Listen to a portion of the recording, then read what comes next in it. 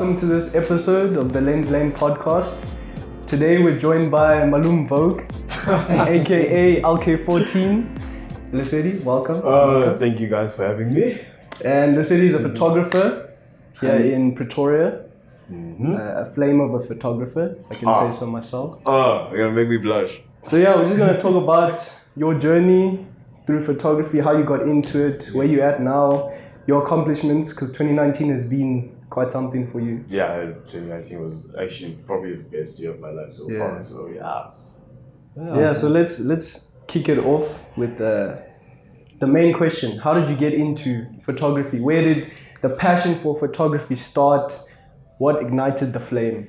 As I said earlier on, I really like telling the story because people keep asking. Yeah. I think it all started in about grade 11. So to give away my age, it'll be about 4 years ago or so. 2016, when a friend, I think it was 2016 or 2017, my matric year, one of the two. So a friend of mine, Kate DeVitt, I know you know her. Yeah, also a good photographer. At Perspective 1.0, go follow her page. Hey, shout out.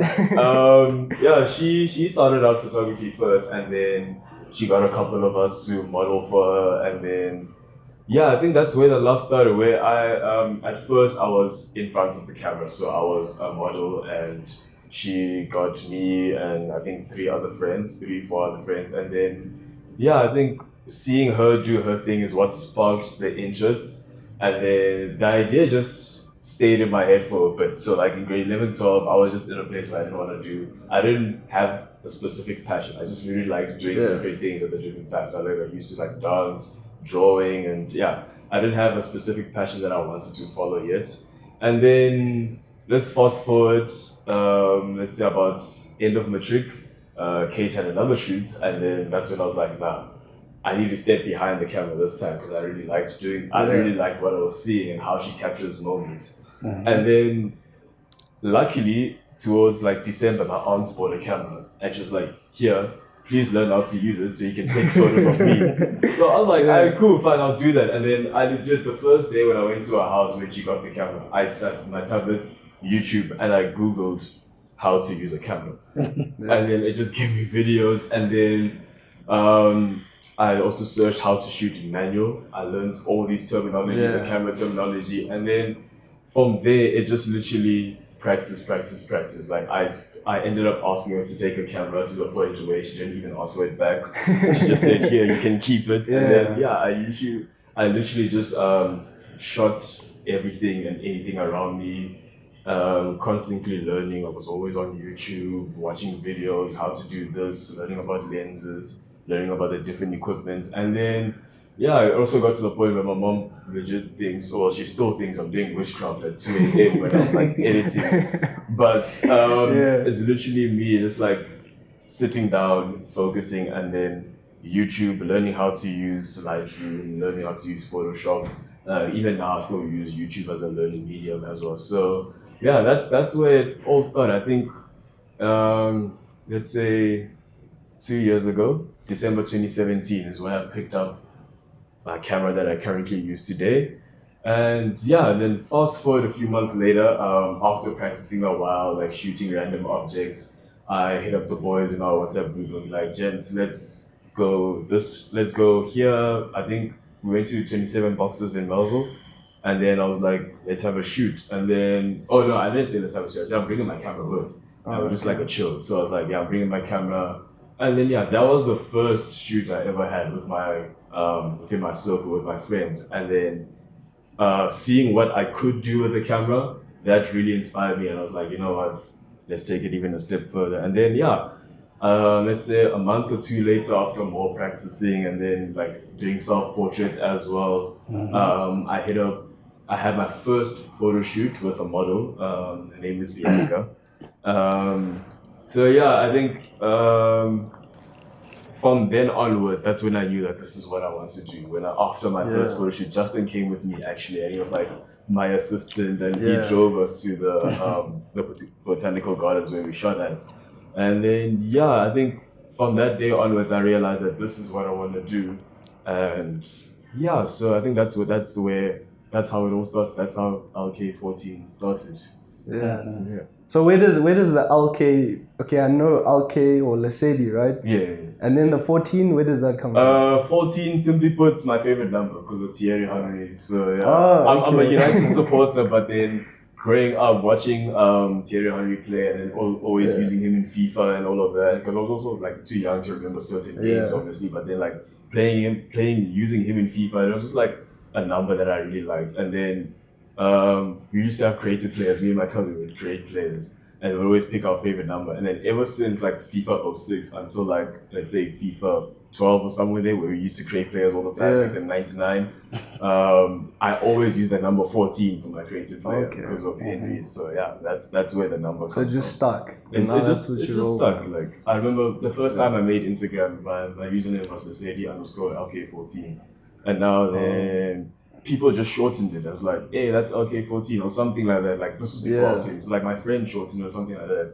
And then yeah, that's where the name grew. And then this year I decided to just make it LK14 and make LK14 a brand as well as Yeah. like a person. So yeah, that's where it Oh, came that's from. dope. Because now it like, I mean, it sort of rolls off the tongue, LK14. Exactly, like and like seeing what you've been doing on social media, it is becoming like its own brand and like. that was the creating it goal. as So like that, yeah. I at first I didn't see that happen. I thought it was just Yeah. gonna be Lesedi, he's a photographer. So yeah, it's sort of like what my friend Nkanka does. Nkanka 1802.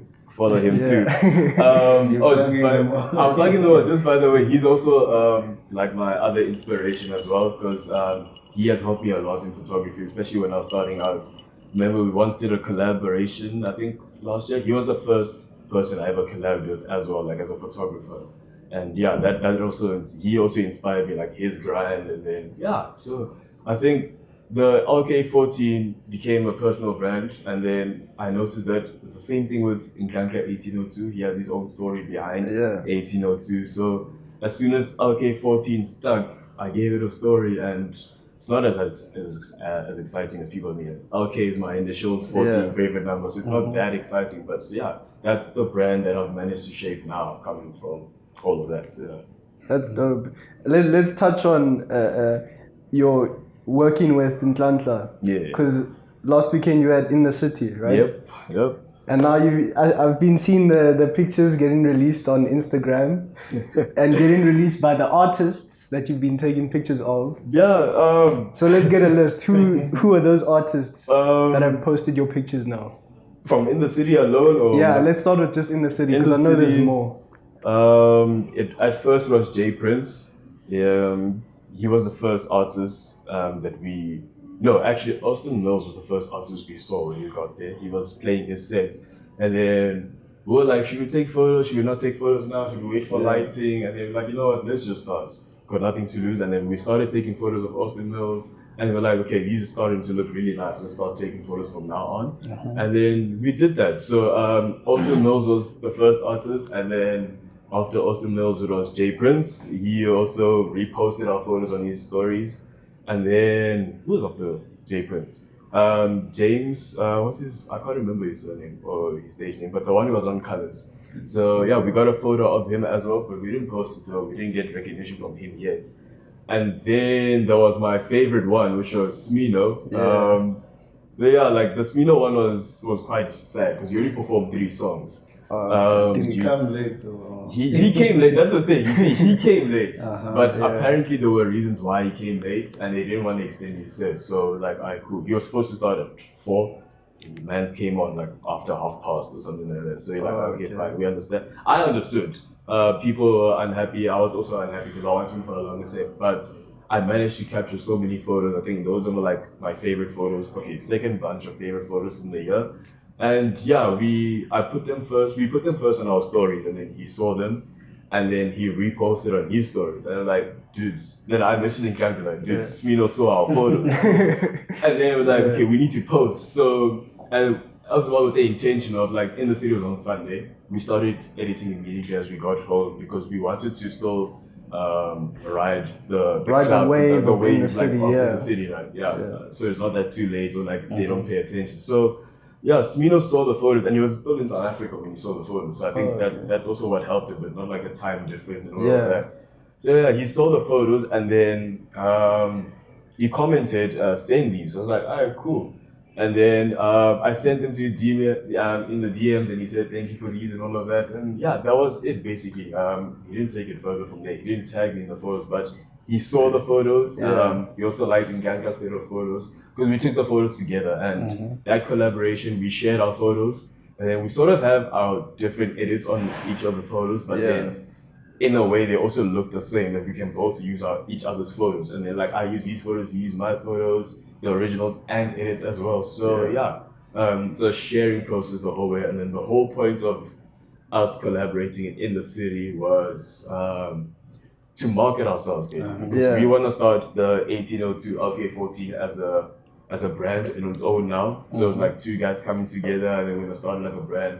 And the goal is to get booked for December events, like live events. It's like there's live events almost every week in December. So we want to do concert photography for these events. And hopefully these photos we took now for us and all of them, they put us on. And then the thing is, our tickets were normal tickets, like general access tickets. How did you get the cameras in? Did they not give you a hassle? They weren't strict, like it's surprising. So on the website, right? If I get in trouble for this, you guys will pay me out. So on the in the city website, it says no professional photography of cameras allowed. So and they specify like if your camera lens can go off the camera, it counts as professional. So we're like, okay, dude, let's try our luck. So our tickets had a certain radio station's name. Actually, I can say it had YFM's name because they were the media partner. Got the tickets through my aunt's cousin. She plugged me with the tickets, and then she gave me and Nkanka the tickets. And she also knows Nkanka because she's seen him before, and she's familiar with the fact that we take photos. So we're like, dude, our tickets have YFM on it. Maybe they media passes, maybe they not. So we'll find out on the day. Then, alright, cool. We get there on the day. We took our cameras. We took our camera in my bag, and then we get to the first security checkpoint before you even get to the tickets. I open the bag, the guy's like, and then my camera bag was inside this bag I was carrying. I open the bag, he sees the camera, he's like, oh, okay. And then he opens the other bag, he sees another camera. He doesn't question me, he doesn't say anything. In the back of my head, I was like, oh, damn, okay. I'm gonna have to go put this back in the car. And then he zips my bag, he's like, yeah, take. I was like, what? And then, from there, we just walked past afterwards, got our tickets, and then realized our tickets were competition winner tickets basically. They weren't, so it was just general access. They weren't like a media pass or anything. Like, so in Nkanka and I were like, you know what, it's fine. Let's just get in. And then we went inside, and then they didn't question our cameras, nothing. And then we bumped into other photographers as well. Then we realized, okay, these people have a pitch pass, and then they have a media pass next year, or there will be us or something like that. And then so like we weren't phased by like the fact that we didn't have like a media pass or that. And then we got to the front for most of the sessions we could go into, and we did our thing. We shot for we kept swapping cameras and all the time, and then like lenses and all of that. So like if he sees a shot, he takes it, or he tells me and I see something. So that was the way we collaborated in the city as well. So like on top of having fun at the events, because it was so last minute, I asked him on Friday if he's free for in the city. And then it was so last minute, we were like, you know what, let's just go. It's free tickets, why not? Take our cameras. And then so now we're riding the wave of the artists now. And then now we're hoping that Russ sees the photos as well, because we just posted these photos now. So he's coming back. So maybe we can like DM his management team or something and be like, hey, can we shoot Russ's content when he comes back, if he comes back. So and the funny thing about all of this hype is that the fact that Nkanka and I, we both emailed the sponsors of the event. I think it was Can Do, or we actually emailed the actual event. They were like, hey, we take photos and all of that, can we please get a media pass? I even sent a screenshot of one of my photos of Meek Mill, which we'll get to obviously. And then I'd be like, I just like put like a long paragraph, and then be like, hey, can we please just get access to this concert of yours? And we know it's last minute, but hey. And then we got mized, both of us got mized. Like you got mized by In the City, I got mized by In the City, and understandably so, because I mean they've got their own photographers there. So so I think it was a blessing in disguise, I guess. I mean, we still got to take our cameras, we did our things, and I think you guys just seized the opportunity and made the most of it. We really did, and I was really happy with the results. The photos we took, I mean, I'm even shocked as well. So Yeah. Can I ask you, like, Yeah. how do you like know where to send images to or emails and stuff like that? Like, where did you learn about doing that? So I had a mentor of mine, right? He's still doing professional photography now as well. And then he's the one who taught me like the technicalities and the business side of photography as well. Like when I was first starting out, like how you sending photos.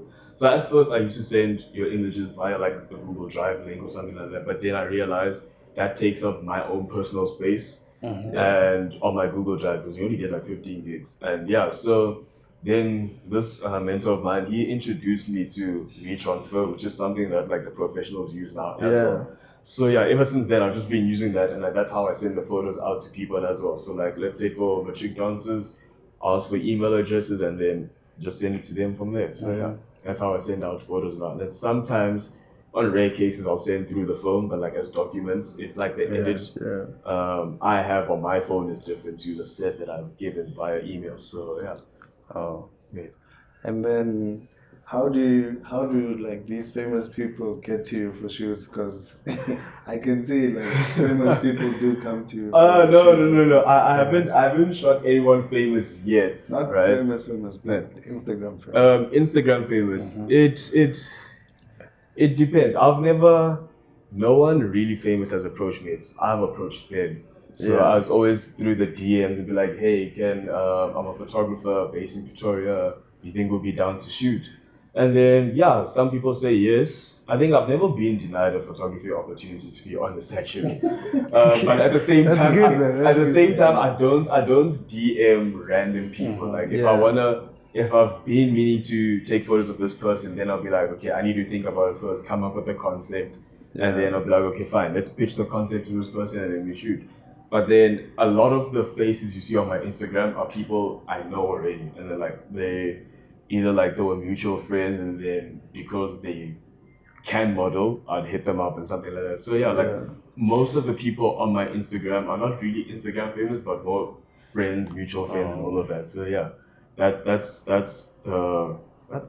how I do it at the moment. Right? Literally just approaching people I know, mutual friends, and then connections as well. So like in Kanka, he knows a model, I'll hit that model up, say I know in Kanka, and then vice versa as well. So yeah, that's how most of the faces on my Instagram got there. So.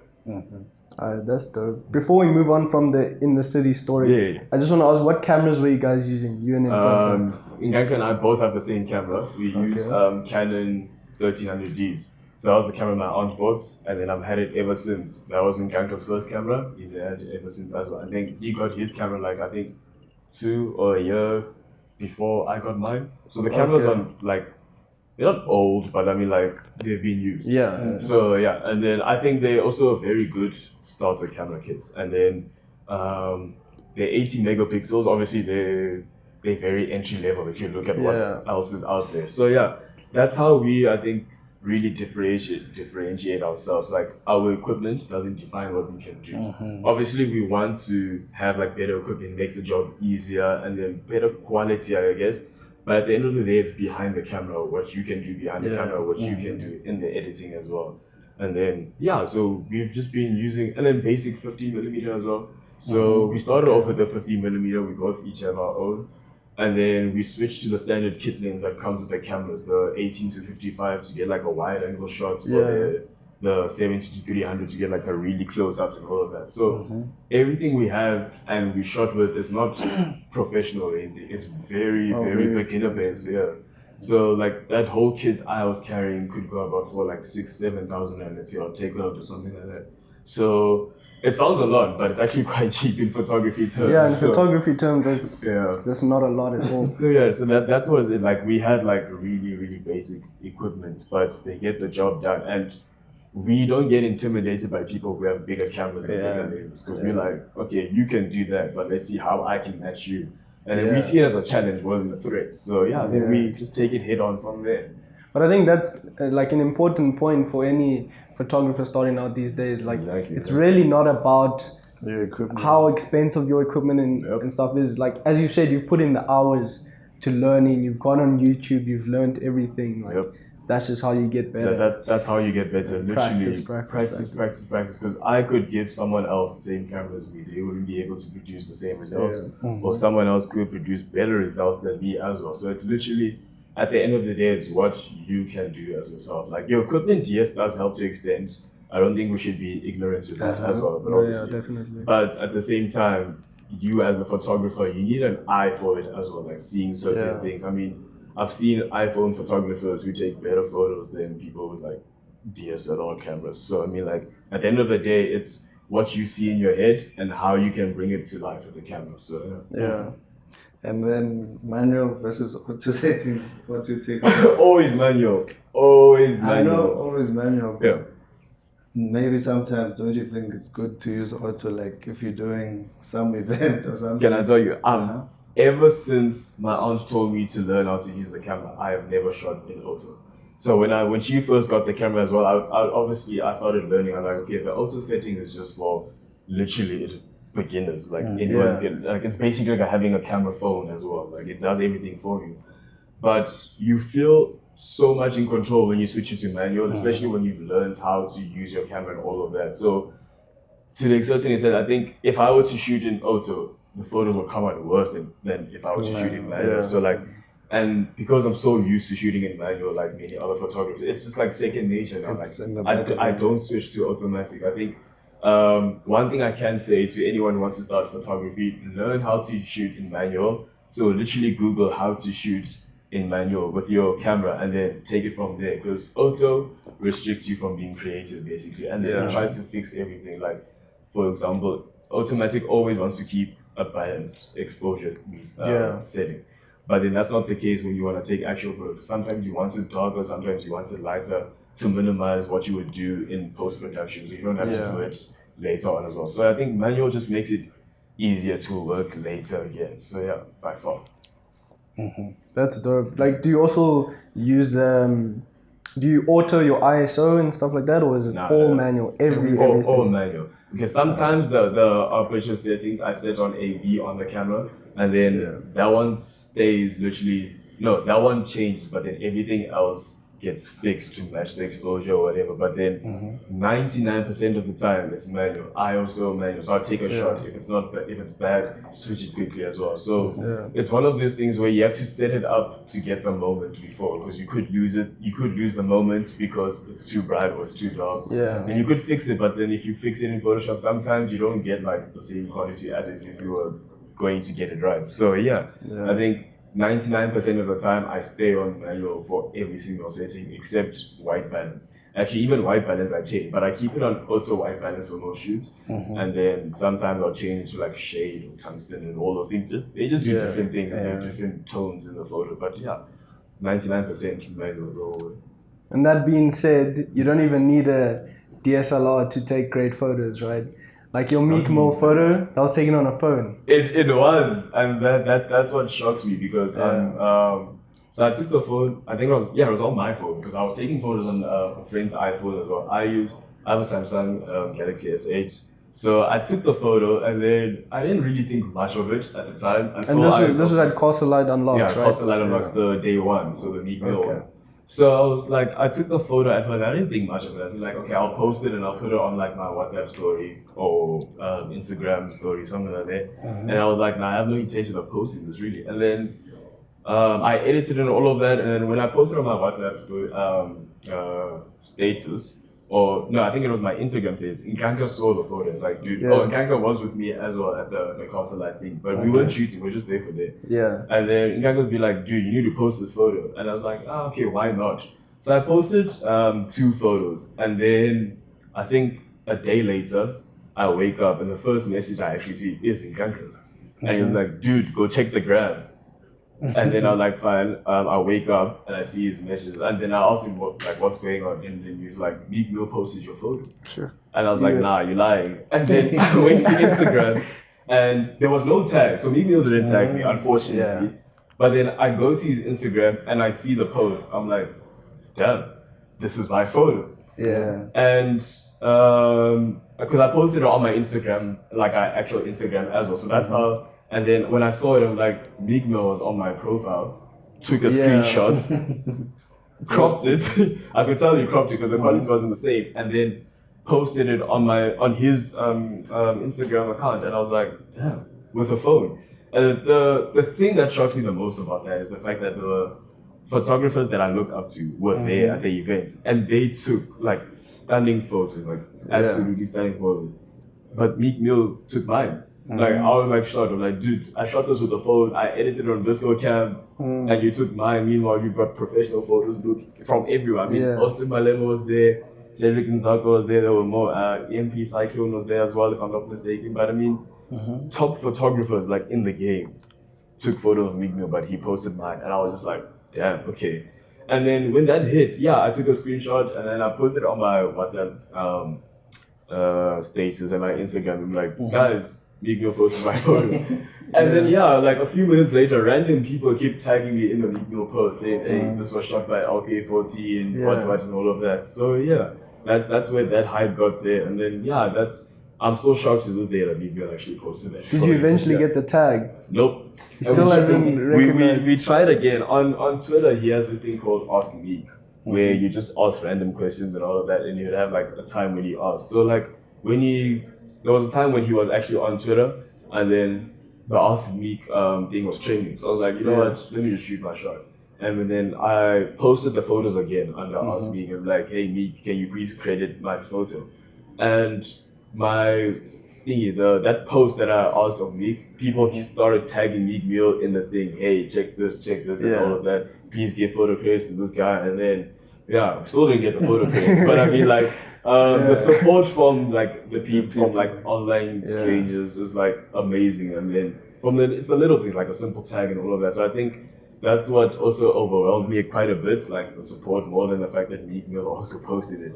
But we're still fighting for that credit. But the nice thing though, but the In the City one, Smino recognized that we took the photos, and then Austin Mills posted Nkanka's photo, but he tagged both of us and he still saw it as a collaborative effort as well. So that's cool. That was the nice thing I really liked about that. Like he asked for our photos, so we sent him via email and all of that. So that was I think the first time we've ever gotten like recognition from artists as well. So